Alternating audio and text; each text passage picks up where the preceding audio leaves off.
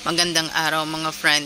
At heto, nandito tayo sa ating mini garden. Ito ang isang buwig na saging dito sa ating mini garden. At ito naman ang ating DIY na ladder or hagdan. Ito ang gagamitin natin para matiba natin ang ating isang buwig na saging. Ito, ayan siya. At kailangan natin ng ladder para makaakyat tayo at doon natin puputulin sa bandang itaas. Ayan, sana makaya ko mga friend, kasi syempre ako ay operada.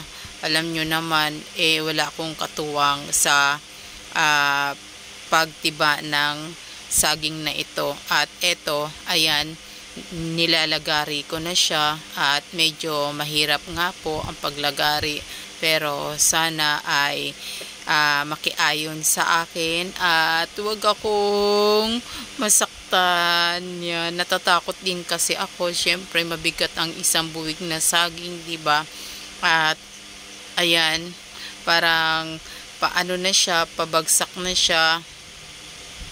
Konti pang lagari mga friend, at bibigay na yung puno ng saging, babagsak na siya. At sana ay wag naman siyang yung masira yung mga bunga niya. Ayan, ayun na siya. Ayun, naano na natin ang puno ng saging.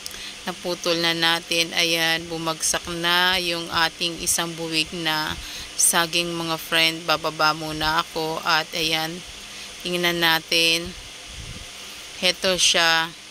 Ayan, may mga hinog na siya mga friend, diba? May mga dilaw na, kaso yung iba, ayan, pumuputok siya.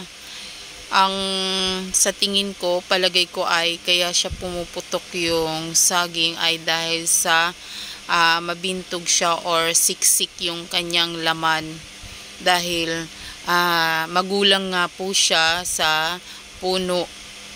Pero yung ganito ay masarap siya dahil matamis yung ganitong gumulang sa puno mismo. Ayan, tanggalin natin, putulin natin, lagariin natin yung pinakabuwig. Ayan. Ayan o, diba, mga friend? Pumuputok siya sa pagiging mabintog niya. Ang tingin ko, ang saging na ito ay latundan, kung hindi ako nagkakamali. At ayan o, kinainan na naman siya ng mga ibon. Ayan, pero okay lang yan mga friend. At kahit papano ay nakakapag-share tayo para sa mga ibon. Kasi syempre naman ay kasama natin sila dito sa Mother Earth. Ito na ang ating isang buwig na saging mga friend. Ayan, kung alam nyo ang tawag sa saging na ito, paki-comment down below nyo mga friend. Ayan,